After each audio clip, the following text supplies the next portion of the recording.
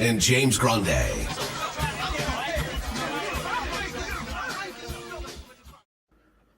What is going on, everybody? Jon Impemba here with James Grande. Welcome to the Fantasy Alarm NBA DFS Playbook Preview Show. We got 9 games Friday on the main slate. James, how are we doing? Doing good. Happy Friday, John. That's Fantasy Alarm Friday, indeed. The Family Friday, indeed. Family Friday, that's true. We got the Family Listener League contest here for the 9-game main slate on DraftKings today as well. Our third. I came in second last week, so I got a little bit of a reputation to uphold there in the Family League this week. I think I finished last both weeks. Well, you know what? You go home big or you go home, James. You know. That is actually how it's been this year, John. It's been the mountaintops or the absolute bottom of the ocean for pretty much every slate. So it is. We're watching this 2-game Thursday slate. Just first quarter still of Hawks Magic. We watched. The Pacers Bucks game. Pacers went out. We're up like 18 in the first quarter, and then Giannis realized what time the game started, and he absolutely took over that game, ultimately leading still to a loss, though, a big comeback from Indiana in the fourth quarter there, led by Ben Mathurin, led by Tyrese Halliburton as well. Some big quarters there in the fourth, but monster game out of Giannis. A slate killer for some, maybe. Jalen Smith scratched after roster lock. He was over 40% rostered in the single entries that I was in. So, again, we're still kind of watching this Magic Hawks game get going. They're still in the first. But we're turning our attention to the 9-gamer on a Friday because we have some pretty good matchups, including a run back of Wednesday's big game, Charlotte-Washington. That one had a 240 total. Ended up being a blowout in that one here, but still another matchup here, this time in Washington with a very high game total. Some price adjustments may make the rostership a little different this time around. Notably, LaMelo Ball is not $8,900, but rather $10,000 on this slate here. But still, for 9 games, some good spots here. Yeah, some good spots. And so, like, just looking at some Vegas lines, 241.5 in that aforementioned Charlotte-Washington game. Washington giving 2 points to Charlotte here. So that is the slate high. The only other game over 230 is Clippers Mavericks, 231.5. The Dallas Mavericks 2-point home favorites. Clippers 0-2 with their new roster thus far. And then Utah Memphis is the next game that's like teetering on 230. It's 229.5. Wouldn't be surprised. I actually see BetMGM, it's at 231.5. So there's some discrepancies there. Memphis 4.5-point home favorites.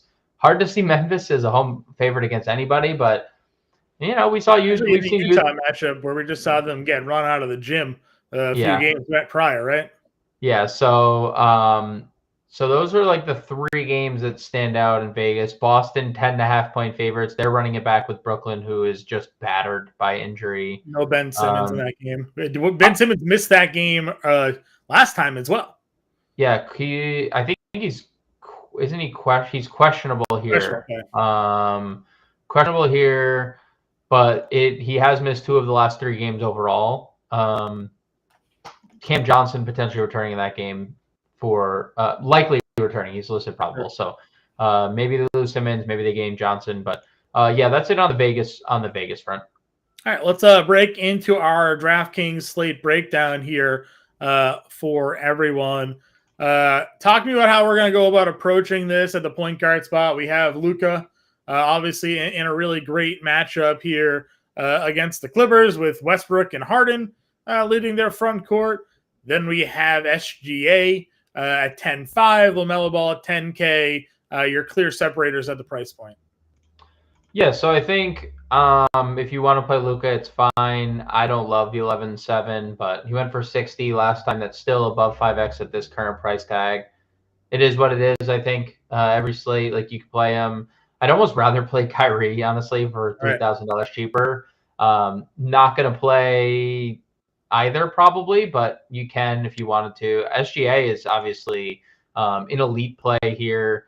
66 fantasy points last time out. He's now gone for 63 times this year in 7 games. He's averaging 52 fantasy points. We're getting a pretty good baseline of production basically every night from SGA. So perfectly fine getting there. I think the debate's probably like, if you're spending up, would you rather just save $500 in a better game environment?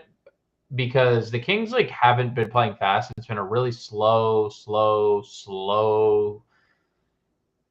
thing for them without De'Aaron Fox. The offense looks out of sync. And then you get LaMelo Ball, no Rozier. We're running it back in the Washington matchup. The peripheral stats were like kind of bad for LaMelo. He just scored really well. He didn't get in foul trouble. He played 36 minutes, lost out on a couple minutes in blowout runs. So is there potential for 38 minutes in a more competitive setting, which we have to kind of assume is going to be the case. So yeah, I guess. I'm a little split on how to go about like splitting the difference between them. I think LaMelo, I don't even know. Like, I want to say he's gonna garner a lot more ownership. I think more people go to LaMelo, run it back here. I think SGA makes for a nice pivot. I also just think everyone's going to pay 11-2 for Embiid when we get there. So I don't even know, depending on what the value looks like on the slate, if many people are going to be paying up the guard spot anyways, given the way JoJo has played. Now, we've seen Detroit get into some matchups where, it could maybe Embiid doesn't play the full game. We know it's Nick Nurse. But, I'm not here to say Detroit's going to be able to hang with Philly for 4 quarters either. So something to consider when it comes to that. As we work our way down the point guard position, we got Harden at $80, $200, Maxey's at 81, Van Vliet 75. Anybody in this like mid-tier range that's popping off the page for you? Hey man, like if you're not going to play Joel Embiid, why not play Tyrese Maxey? Like it almost feels like one of the two are going to have a big game, if not both, at every step of the way. I mean, it's another 50 fantasy points. Dude, he's James Harden-like. Is he not? Like in terms of peripheral stats, but he's a better shooter than James Harden has been in his career. It's just like, he's elite. He's currently the odds-on favorite to win Most Improved Player. I know the Scotty Barnes odds it's a meteoric rise there, John. But if this is the way Maxey's going to play, if you are like, I'd rather pay up for a point guard, well, then you could play a point guard and pair him with Maxey and just double up and not play Embiid, right? Mm-hmm. So I think there's multiple approaches. Definitely fine getting Maxey. Van Vliet's fine, 7,500. I mean, 31 fantasy points in 29 minutes. He's been playing big minutes. Like him and Dylan Brooks probably have been the 2 safest Rockets in terms of minutes. Do the Pelicans compete in this game if they're down people?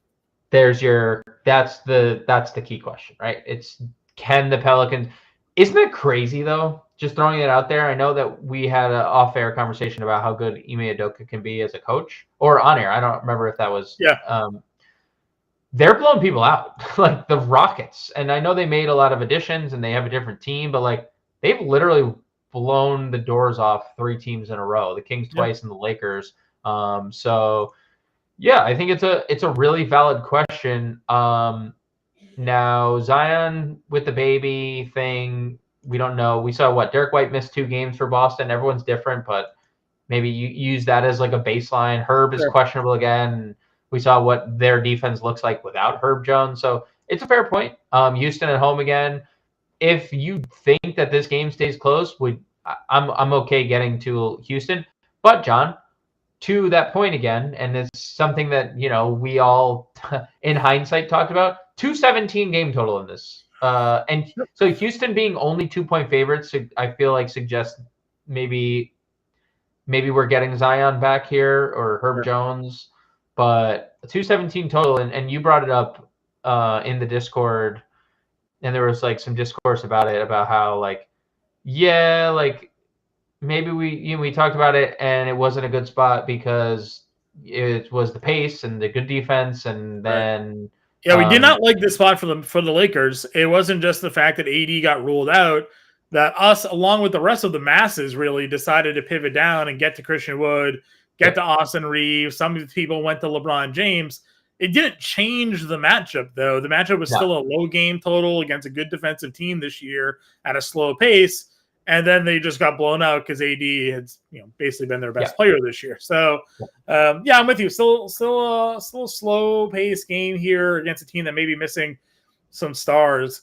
Bradley Beal played 24 minutes in his debut. He's still 7K. He was a point per minute player. We don't know if he's going to be limited or not. I haven't gotten a word yet on any sort of limitations here. On Beal at all against the Lakers here? Nah, not until the minutes are increased. Vogel did say there was a minute cap.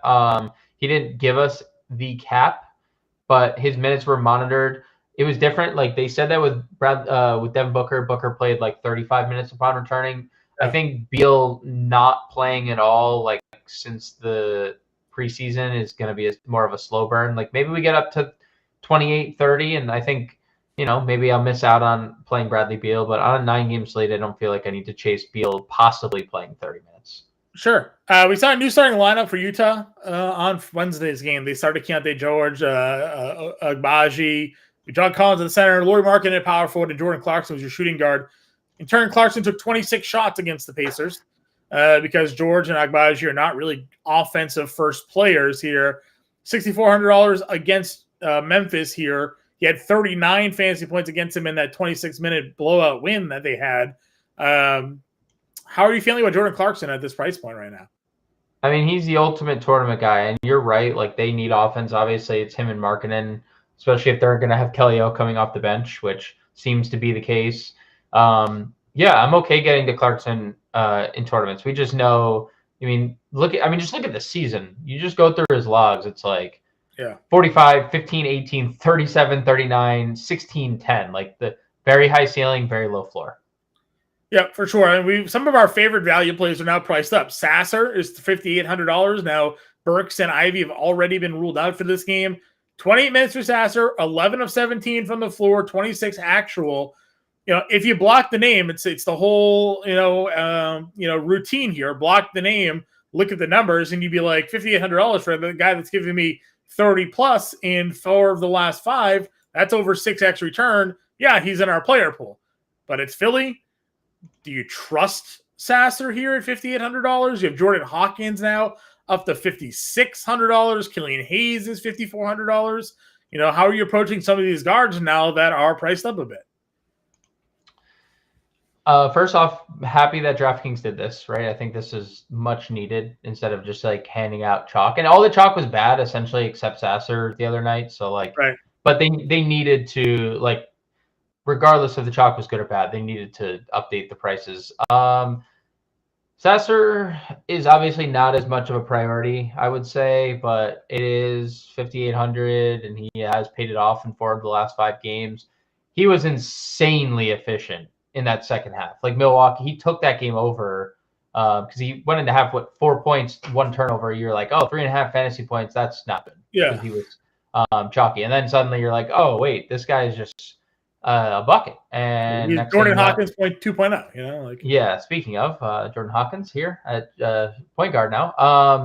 But yeah, Sasser is okay. Probably not going to get to Hawkins 56, but obviously GPP play if you think he can have a repeat, knowing that he has a 50-point ceiling. Like, he probably still is kind of, him and Sasser both, like, they've shown ceiling. So, like, if you want them in your player pool, by all means. Okay. What about Keontae George?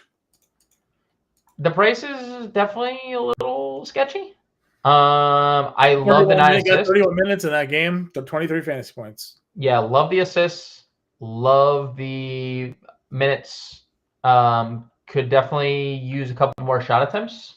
But have to like the minutes, have to like the fact that he's going to start, and have to like the fact that Memphis is just awful, right? Like, they're bad defensively. So that's how I kind of stand on Keontae George. I'm kind of indifferent at the price. Okay. If Keon Ellis starts again, would you go there? No, absolutely not. No. So, no, not at all. Okay. No, I mean, I'd rather play Davion Mitchell at that point. Okay. Anything else?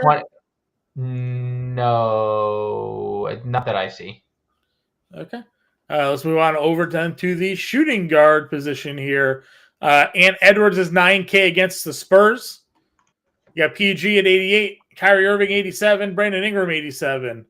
Bane is at 85. Cade Cunningham's at $8,400. Your 8K and above tier. Some guys we've definitely played and had interest in this season. Any thoughts on how you'd go about approaching the top end of these guys here? I mean, dude, Ant is on one. He is on one. In every game, he is on one. 51, 61, 50 in his last 3 games. He's gone for 49 in 4 of his last 5. He did the 51 fantasy point last game. John, we got the steals from Ant that we wanted. We've been like clamoring for those since the beginning of the year because he was so good last year. 3 steals, 2 blocks. He had that sick windmill dunk as well. Like, and Edwards is a star, and I can't wait to see him playing in the NFL later in his career. Definitely down there. I'm gonna continue to pass on every Clipper until they give me a reason to play them.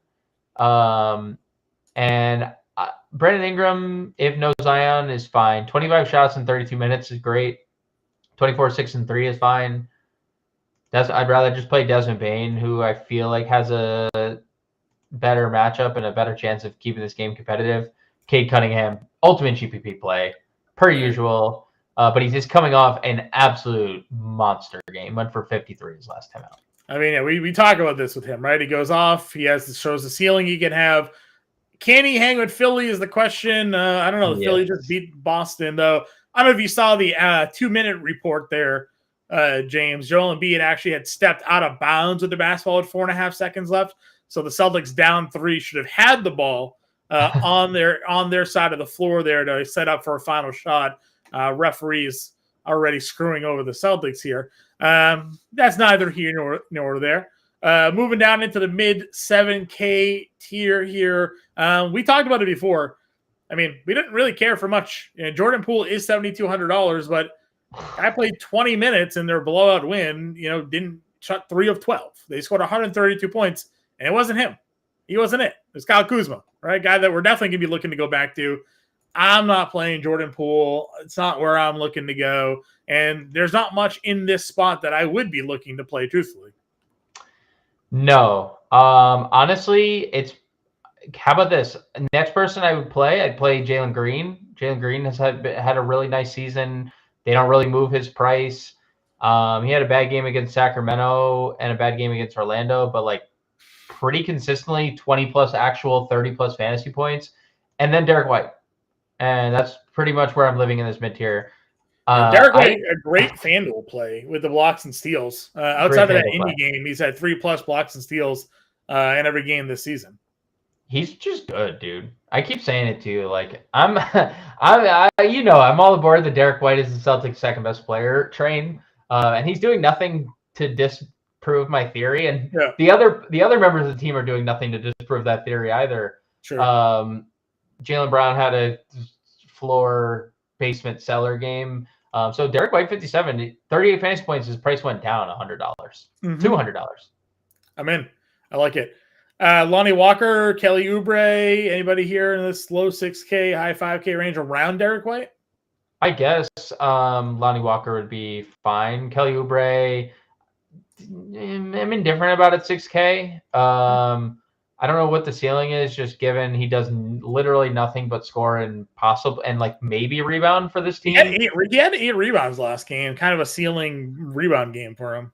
Right. And I think that's the problem because I don't know how many more stealing rebound games we're going to have with JoJo and Maxey, because Maxey had 9 rebounds again too. So, I'll probably pass on the price, especially like you can play White for cheaper. Kevin Huerter, 5,400, 40 minutes, dude. He found a competitive game, 40 minutes. Hitting a couple more shots too, 3 of 8 and 4 of 9 from 3 the last couple of games. Definitely clutch. Yep, definitely clutch. So for sure. Matt Ryan, if no one's playing again. Matt Ryan, if no one's playing. I don't love the 4,400. That's all I'll say. He talk about scoring dependent. He is very scoring dependent. And then Luke Kennard, the better Matt Ryan.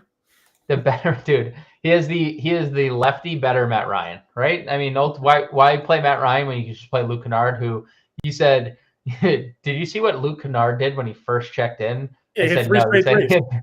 he hit 3 threes in He had under a minute. 9 points in 2 minutes on the floor. So he missed everything else after that, but he had it. He was there. All right, any value shooting guards then after Kennard here? Anybody you'd be interested in playing? I don't think so. I guess it's interesting to see Shamit, but like you mentioned, there was a blowout in that game, so probably not. Okay. Small forward position, JT's 10-1. Price is coming down a little bit on Tatum here. LeBron's at $9,600. We've discussed some of these other guards. Lauri at 86. Lauri was another one in that game that was on pace against Memphis for like 50-plus fantasy points. Had 19 and 11 in 28 minutes. Had 40 fantasy points. I said on the Wednesday show with the lineup change, it felt like Lauri could be in for a ceiling rebound game. Came out at 9 in 35 minutes. I think you can go back to the well here, and he'll have a pretty good opportunity to grab some boards. Yes, I really do like Markkanen here. I mean, just like has flashed a lot of like the first Memphis game, Matt was off to a massive start, and that game just obviously tilted you out of your mind, especially. I was on pace for a really, really good evening, and then they all just stopped playing. I actually like the 3 people you shouted. I do like the Tatum price, and we got 51 fantasy points on a night where he went 6 of 14. It just shows you the versatility of Jason 15 Tatum. boards, man, double digits, 3 of 10. So I think he's due for one of those 60s that he dropped on opening night, and it could be especially in a game if Ben Simmons sits. I'm not really sure what they're going to do. The LeBron thing is a little interesting because he's been really good with Anthony Davis, right? Yeah. Like he's been really good with Anthony Davis on the floor. I don't know if the Lakers are good enough to hang with Phoenix if Davis doesn't play. Davis is questionable, might have just been an off night, but like another thing, like the Lakers are traveling again, right? And it's like, do they care when they travel? Does AD miss a Kevin Durant matchup? You know, like yeah. Does he care about those things? Who knows? We'll see how his groin spasms are treating him, but so I like Tatum. I'm okay with LeBron. I do like that Markkanen shout for sure. Gordon Hayward is probable to play with a hamstring strain. Uh-oh. We knew it was getting to be a little bit too good to be true with Gordon. He was healthy for too long. Now he's probable, but he's healthy for too long. He's played 7 games. He's played 7 games. Yeah, but like this is like peak Gordon Hayward production for 7 games. So I'm going to play him at $7,100 again. He's still paying off 6x almost at the price tag, 5.5x at the price tag. And I think there's room for more because he only played 32 minutes in that game. He would have played at least a couple more had it been a closer contest. Only had 4 rebounds in that game. I like him in cash, but I think he's good enough for a GPP filler in the mid tier as well. Just a safe play with some upside. But obviously not great to hear the hammy pop here for a guy that is just notorious for ailments. Oscar Thompson, price is still $6,900. 15 rebounds against Milwaukee here. Didn't really have the offense going. I don't really love the spot, but I want to give him a shout because he is, again, a guy that you and I do like to mix into lineups every now and then. Yeah, it's probably a price thing for me. I think, you get Duren back and suddenly, not that Duren's like this offensive specimen, but he's taken up a lot of space on the interior. 10 shots, 11 points for Duren, shots he returns, and suddenly Oscar Thompson's shots are down. Sasser shots go up. So 6,900, he's great peripherally, but I don't love the shot attempts for 6,900. This being a 9-game slate, you almost feel like there's a notable absence of players, right? Because we're used to the 14-plus games here. So we get into this mid-tier range again. It's like Keldon's at home, but Minnesota feels like a team that could just blow them out like they've been getting blown out by every other team. So, can you rely on that price tag? Reeves, again, maybe at 63, but tough to go with. Denny at 59, someone that played 27 minutes in that game. didn't shoot well, but had 21 fantasy points still? Yeah, it's okay. I think it's hard pressed to have a no from me for this game, right? Like this game has a 241 total, so I'd be okay playing pretty much every piece of it. Because it kind of just falls off quick here for me again at this position. So, I don't know. Once you get past Denny and some of these other mid-tier plays, it feels like you're grasping a little bit at some of these guys. Dylan Brooks, Harry B, Tim Hardaway Jr., Royce O'Neal. Like, do you have a favorite small forward in this like sub 6K range? So I think the case can be made for a couple guys. Brooks has just suffered from blowouts, right? Like 28 minutes, 18 fantasy points isn't great, but he's playing 38 minutes every other night. So an extra 10 minutes, who knows? Dylan Brooks, what if he hits 2 threes, gets a steal and 2 rebounds in that span, and suddenly like 30 fantasy points. Lakers, same thing, 11 fantasy points in 25 minutes. He had foul trouble in that game. I'm okay with Dylan Brooks 52. I'm also okay with either Minnesota small forward. They also just blew the doors off the Pelicans and never needed their guys to return. Both guys basically split time. So I'd be okay right there. There's like nothing else. I'm not chasing the Derrick Jones game. Yeah, I agree with you. I know he played 28 minutes the game before as well in Orlando. I mean, he's starting for them. So like he's going to play minutes, but he doesn't shoot consistently enough. Right. You really need the defense. You need him to hit the glass, and then you still need him to get 6 to 8 actual points, right? So, it's tough. Maybe as a lineup filler, Tari Eason, 14 minutes, 24 minutes. I mean, he was a 24 fantasy points. He was a fantasy point per minute beast last year. Was it just simply the blowout run here that got him in the game? So they said he's playing 15 minutes. That was the Ime Udoka quote before the game. They said 15 minutes. That's what we're going to limit. If I were to find out and we got word that Tari Eason's limit was 20, I'd play him. I think 18 to 20. We've played Jalen Smith. We've played Ineki Aganku, who's got a ridiculous stat line going in 5 minutes right now. He's got 2 points, 2 assists, 3 steals and 2 blocks in 5 minutes. Is that good? Is that good? So like we've played guys in this low 4K that are these just fantasy point per minute monsters. We talked a lot about Tari Easton last year in that same breath. So I agree with you. If we do get word that he's gonna, get bumped up, what did we just see Jalen Smith do 2 slates ago? 14 minutes. He had like 35 fantasy points or something like that. Yeah. No. Well, he ended up playing. He played 25 minutes, but he was 19-11 in 25 minutes. Like he doesn't need.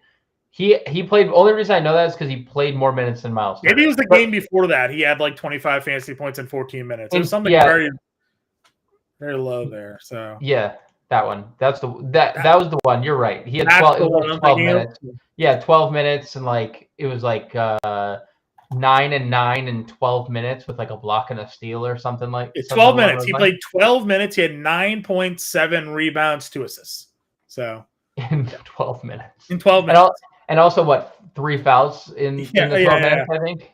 Yeah. So, again, Tari Easton is definitely of that same cut of cloth. Agbaji starts, he didn't do much. What if Roddy starts for Williams if Williams isn't playing? Any interest? Like, how do you think that rotation shakes out if Zaire Williams isn't starting? I guess it would depend. Just play whoever starts, I guess. Yeah. Concert, I don't know. I guess they could technically start Kennard too, right? At small forward. True. Actually, that would be probably.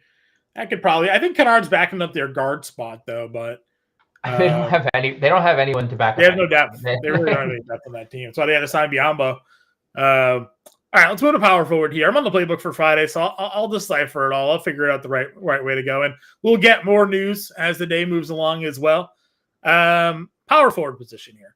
KD is 10-2. I wanted to play him against the Bulls. I kind of talked myself out of it, unfortunately. 42 minutes in that OT game, 25, 6, and 9. in that one, so still an elite spot for him there. Wemby's 84, not going to play it, just not the right spot to play it. There will be times where we will want to play it at $8,400. This isn't one of them. Triple J, $8,300, against Utah in that last game, 26 minutes, 33 fantasy points, but he's home now. The blocks and steals prop hasn't come through at home like it did last year. Must have changed the official scorer after all the controversy. But I'd be willing to run JJ back here, knowing that now it's John Collins, Markkanen, Olynyk rotation in that backcourt, front court. Agreed on all fronts. All fronts. Kuzma, a long way to get to him at 8K. Yeah, man, just give the guy minutes. And it still wasn't a lot of minutes. It just still wasn't even a lot of minutes because the blowout. Like, he still only played 31 minutes. He had that crazy stretch at the end of the first half. I don't know if you saw that, where he, scored 9 straight points. And I was like, oh, yeah, this is – because, he got off to a good start. But he's one of the reasons they blew out Charlotte. Yeah, he was so good. And he's kind of been that good. All year. It's just been a lot. They've just been involved in a lot of blowouts. So no reason not to think if he plays 30 minutes. Because look, all 4 games that he has played 30 minutes, John, he has gone for 44 plus fantasy points. So he's giving you north of 5x every single game he plays 30 minutes. Yep, I like it. Chet's at 78. Any interest in Sacramento? He's, for what he is, and he is really good. He worries me with the fouls, man. He worries me with the fouls. He got into foul trouble again in that game, in the Cleveland game, just 29 minutes because of it. That's tough. When you're going up against Sabonis, where no De'Aaron Fox, the entire offense is running through Domantas Sabonis. Sure.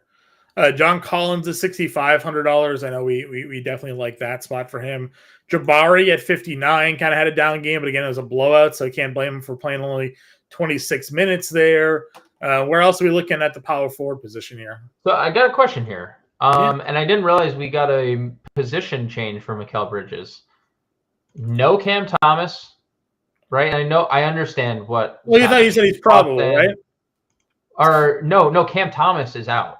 Oh, Cam Johnson. Right. Cam Johnson is coming back. Returning. Yes. Got it. Okay. So Cam Thomas is out for 2. He has 2-week absence, according to Shams. Okay.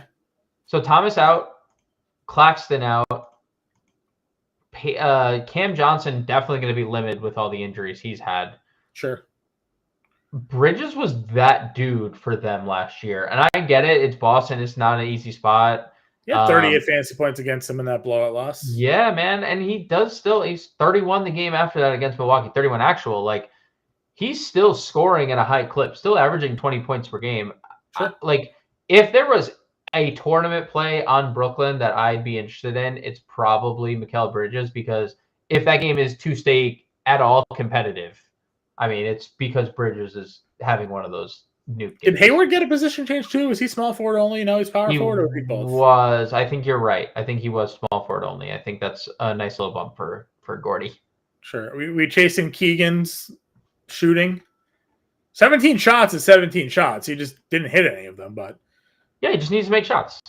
Dude, this is OKC has been in some really high scoring games. Yeah. They're 20th in defensive rating and they're 5th in pace. So if Keegan just makes shots, he's going to nuke a slate because he's playing without De'Aaron Fox and just taking a bunch of shots, just not making anything. And the peripheral stats, John, that's what we were talking about, still there, right? He's 2 years away from being Michael Porter Jr., right? Yeah, so sort of light version of Michael Porter Jr.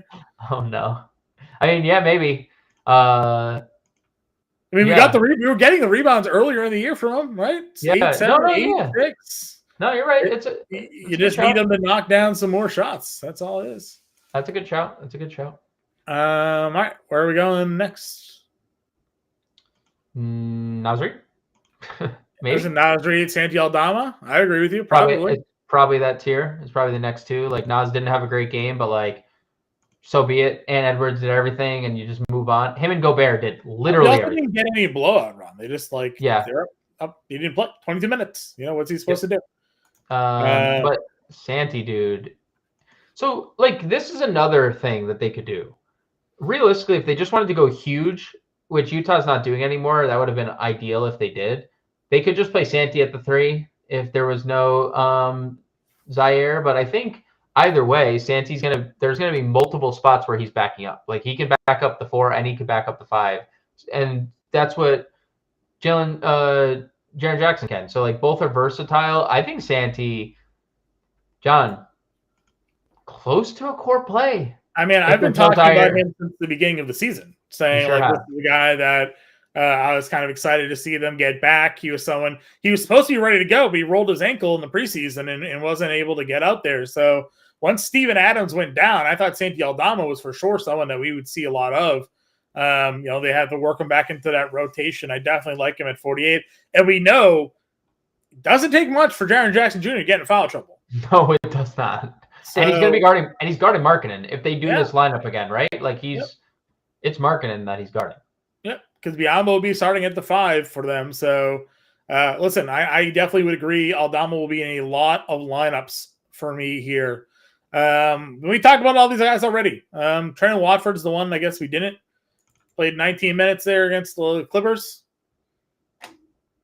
Do you think he had some run here against the Celtics?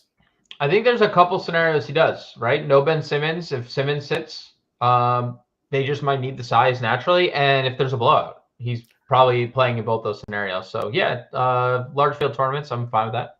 All right, anybody else? No. Close it out here at the center position. We have JoJo. Yes, we do. He's 11-2 against another double-double. 27-10, 4-4-1 against the Celtics. Went for 54. Has a 75 game and an 81 on the ledger already this year. Going up against Detroit. Feels like the makings of a smash spot again here for Joel Embiid. Yeah, I said it to you before the show. We were like talking through like the point guard position, and even on the show, like during the show, and I think I'm just gonna get to the point where I'm just like, I can play those point guards, but also I can play Joel Embiid. Right. So I'm probably going to just plug Embiid and figure out the rest of my lineup from there. We'll see. Things could change, obviously, but right now 11-2 Joel with 80-point ceiling and the offense flowing through him. And he has 2 4+ block games. Like, I know he's a good defender, but if we're going to get ceiling defensive games from Embiid too, while he's involved as a passer like he's been, I mean, dude, forget it. This guy is going to have as many like 80 fantasy point games as Jokic is going to have throughout the year. Agreed. Moving our way down the position here. Again, you do have Sabonis against OKC at 99. AD is 98 if he's in. I definitely have interest in Anthony Davis. The man was giving you 60 fantasy points on the reg here before that injury game against Miami. So if the hip groin spasms, whatever he's dealing with, resolves itself, then you have a really great bargain, I think, at Anthony Davis, who's giving you basically a baseline of 6x this year outside of that game against Miami. Working our way down here, we talked to Zinger against Brooklyn last time out. Had a decent game, just only played 30 minutes because of the blowout nature of it, but 22-7.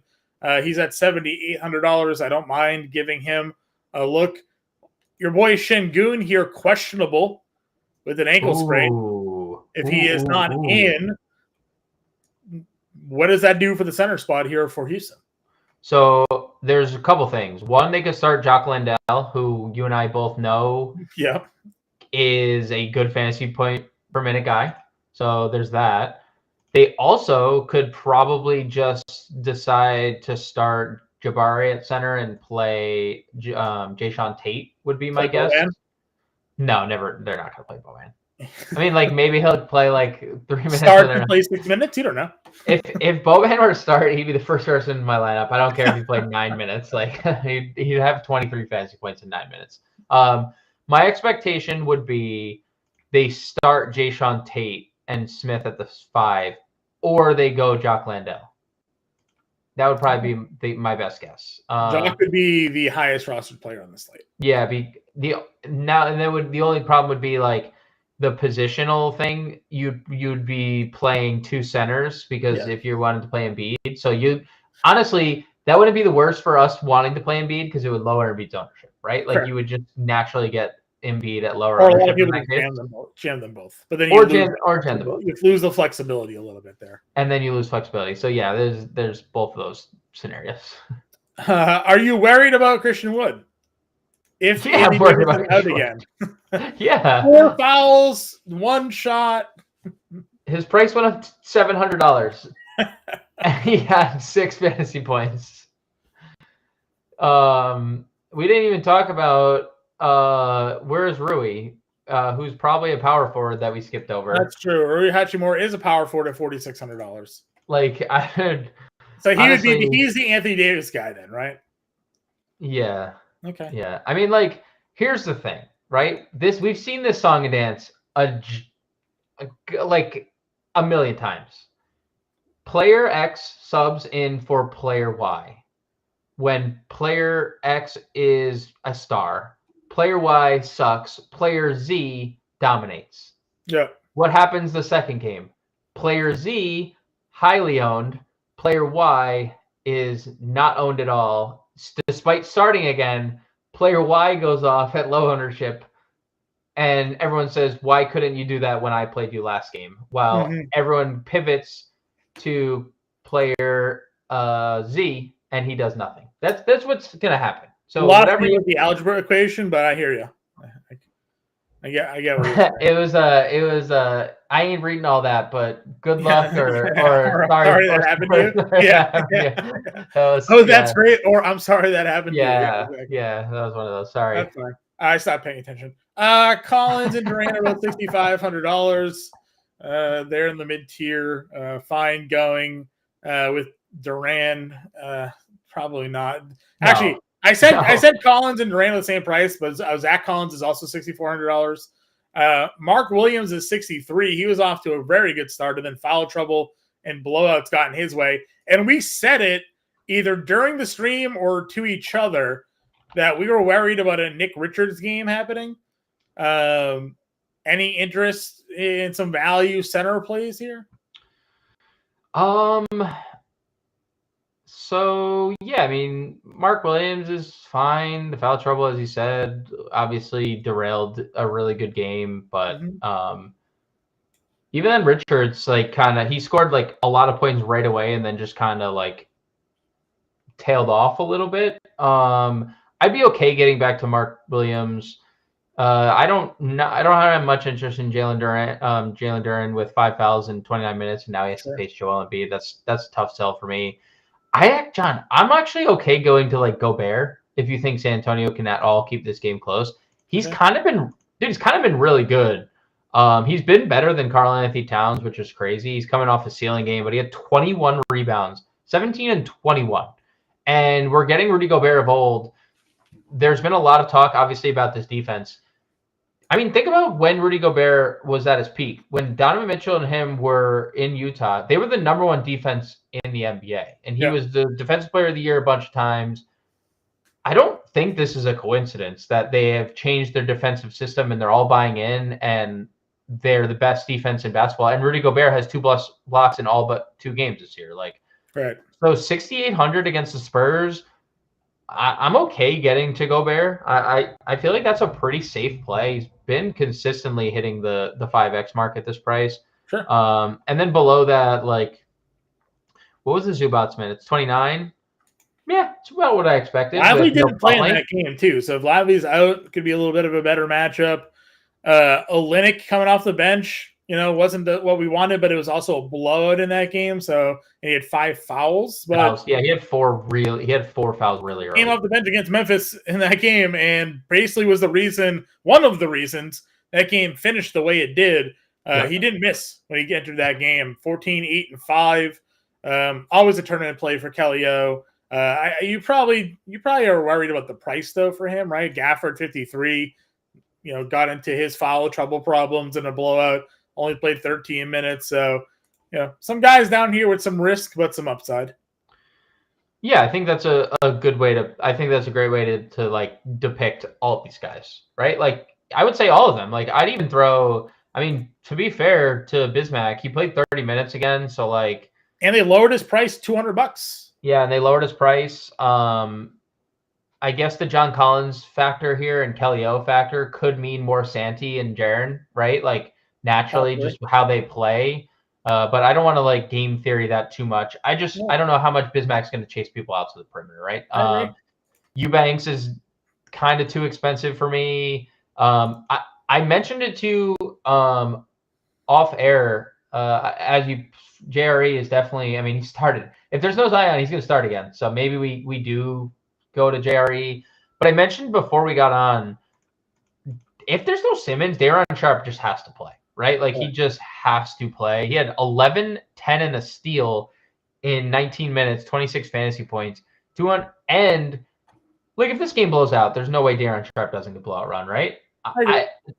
Daron Sharp's going to be in my player pool. I don't know, like, if Simmons is ruled out early, I'm going to have a really hard time not clicking that name. Because who else are they going to play, right? Like, they have to... They go DFS at 5 again? Like, that's not going to work. Or it's Watford. It's Watford and Sharp. But, like, even in that scenario, both of them probably playing blowout. They probably both, if that game blows out. Like, if Simmons doesn't play, they're in trouble. So, yeah, I like both those Brooklyn punt centers. And obviously Landale is going to be the elephant in the room if Şengün doesn't play. Agreed. All right, let's build a lineup for the folks here. We just plugging Embiid and working around it, or how do you want to do about it? Yes, let's do that. And then some Memphis value, probably Kennard, Santi. Both were like two of the better values that we liked. All right, that's 59. So about 6K a play. We can work with that. That feels good, right? That feels pretty good. Derek White? Yeah, I like Derek White here. You just need to keep that game competitive. Yeah, competitive-ish. Yeah, for ish. Yeah. Competitive-ish for a little bit. Guard spot Clarkson? Yeah, Clarkson works. Do you like Clarkson? I mean, that's a great game. I'm not gonna not play that game, right? Because the last time that game is an elite game environment. Agreed. 58-66. Let's get Kuzma in here. Yep. Power forward only kind of blows. 4,800 for utility. It sure does. It sure does. All right, let's see here. What can we do? What was our util? Do we have like another? Do we have a value? Do we have a 3K guy? It was Tari, right? There's Sharp. Sharp at 43. That gets you like Dylan Brooks. I think that's literally it, right? That gets you Dylan Brooks. Yeah. All right. That's not. We can workshop it, but for now, that's fine. There's probably more news to come, for the day. But for now, Tari Eason, 3,800. Well, that's what I said. Like, do we want to just say Tari Eason and see if he gets more minutes here? Over Brooks. Tari could also just be the pivot to Landale when he gets ruled, if Şengün gets ruled out, right? Imagine they move Jabari to the 5. They start Eason. Udoka's just like, yeah, no limit. We saw enough last game. Oh my god, dude! 100% Tari Eason. 100% Tari Eason in that scenario. Okay. We still need a small forward though. It doesn't really solve our problems. Play Eason at small forward. Oh, Eason is a small forward. Beautiful. Love that for us. And then we have 5,800, right? Yep, $5,800 Sasser. Why not? Let's just run it out there. Guy's a shooter. Gonna start. Derek White, Luke Kennard, Tari Eason, Santi Aldama, Joel Embiid, Jordan Clarkson, Kyle Kuzma, Marcus Sasser. There's some nice ceilings in this lineup. I'm not gonna lie to you. There's some good ceilings. We know what Clarkson can do. We know what Kuzma can do. Could easily be two guys with like 45, 50 fantasy points here. Kuzma maybe a little bit more than Clarkson, but we've seen it. Embiid, we know what he can give us here. We've gotten 30 plus from Sasser. We just got like 30 fantasy points out of Easton in 14 minutes. White gave us a big score against Miami earlier this year, so I like this lineup a lot. Again, playbook will be out for everybody. I'm on it. Find us in the Discord. Find us also on Twitter. You see our Twitter handles here. And come back live at 5 o'clock Eastern and make sure to check out our Listener League contest as well. For now, though, everybody, we will, as soon as I get the overlay fixed, there we go. We're resolved. We're resolved. I fixed the problem. All right, everybody. Good luck with some lineup construction, and we'll catch you all later today.